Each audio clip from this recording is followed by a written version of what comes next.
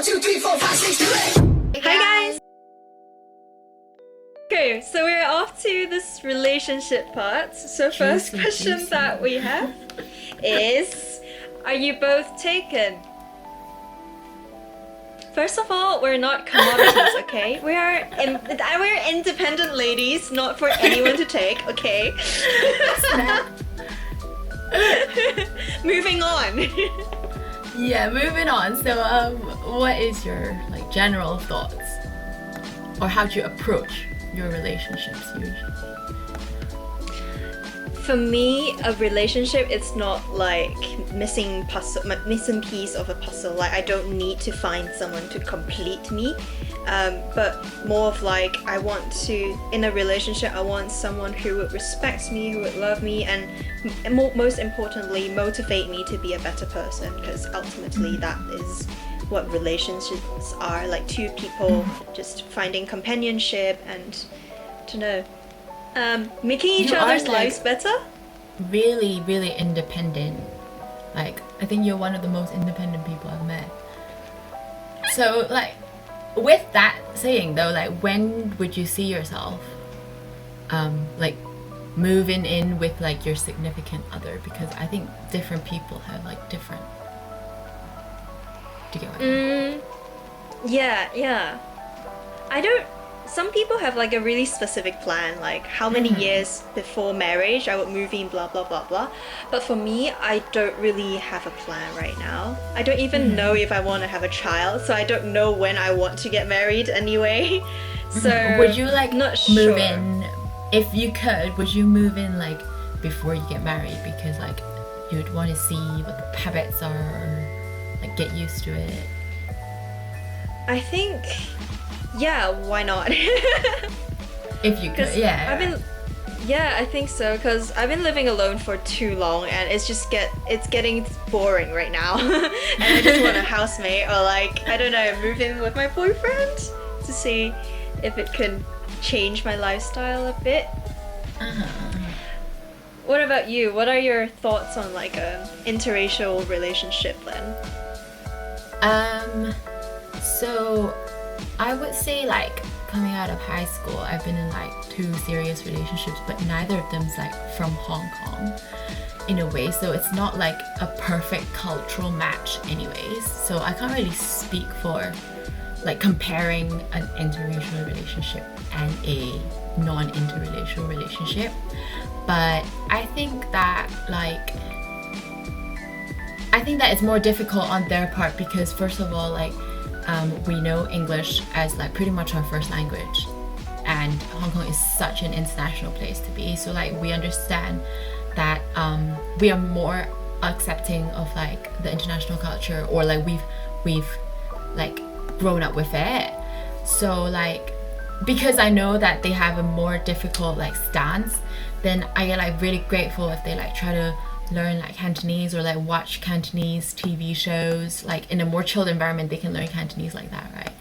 Or they like try like new foods that they've never tried before, new ingredients. Then like you're much more grateful when like your partner keeps an open mind in that sense. And I don't think there's like, well, personally, I don't think there's been any like massive worries or difficulties, but it just comes down to 2 individuals, and it's more important to have common goals than to be like, I think that's more important than to be from the same like racial background, if anything. What about long distance relationships though? It's good and bad, because especially for like you, who enjoys like a lot of independence, I think that would be like a good thing, where you can like do things to your own way, and you have the freedom that you have, at least at this point in time. And long distance relationships definitely work for, in a lot of cases that like my friends have been, or like I've seen. So yeah, as long as you have to trust, I don't think it's a problem at all. But you need to plan like milestones. Oh, like what? Like when you're gonna meet each other, or like when you're gonna stop long distancing. I think the hardest thing in being long distance is not knowing when you're gonna stop, When. right? Yeah. That is true. I think a long distance relationship is one of the scariest thing to me.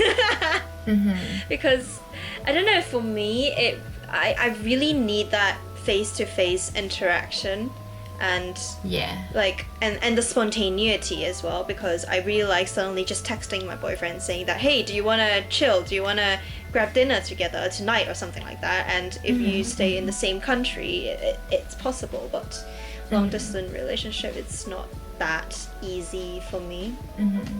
You have to accept that like your lives are completely independent. It sounds really obvious, but then when you've gone from a short distance relationship to a long distance relationship, you suddenly realize like you need to take that person out of your daily routine, and that was probably the hardest transition to kind of accept. Shout out to all the long distance couples I there. know. Moving on from uni, what are your opinions on like how you're gonna keep your friends in close, and then what plans you have?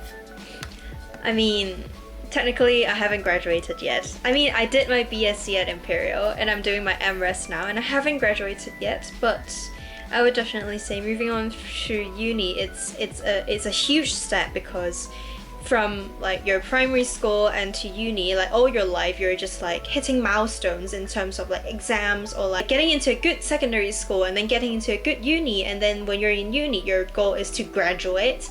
But when you graduate, all those standards and all those bars is non-existent anymore and there are just so much more things that you can do, so many possibilities, so it is exciting but scary at the same time.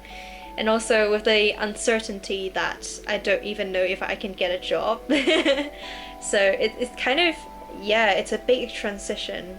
Yeah, I agree. Like the milestones is so important, because now that like it depends if like your company sets you like good projects or like a good review-based system, because otherwise you could like easily feel underappreciated at work. And then if you're the type of person that's like committing like mentally, if you're like committing like 500% into your work, but you feel like you're not getting the recognition that you deserve, then it gets kind of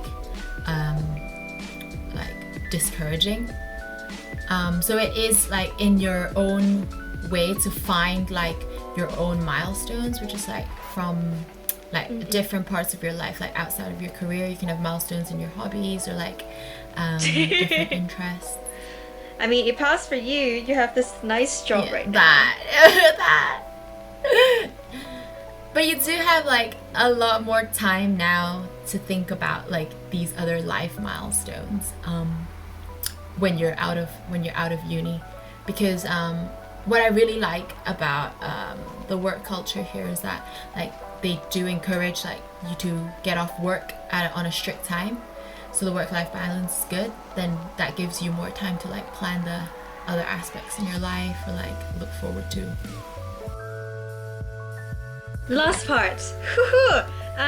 We've got some random questions. The first one is, what are your favorite restaurants in London?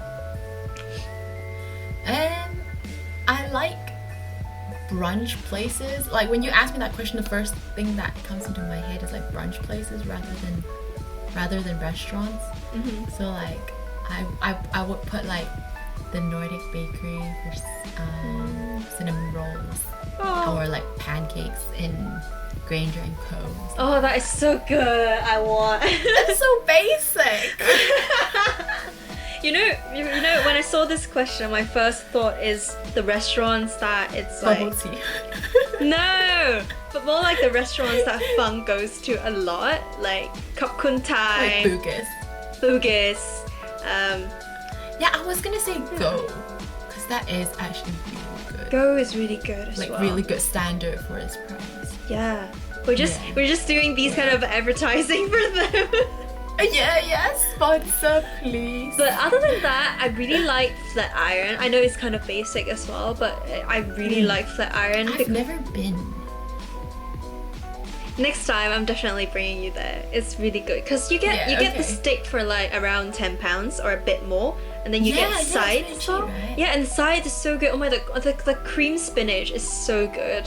I tried making it at Okay, home, okay. but I just can't. I wanna have it. I wanna have it. We're just like beep.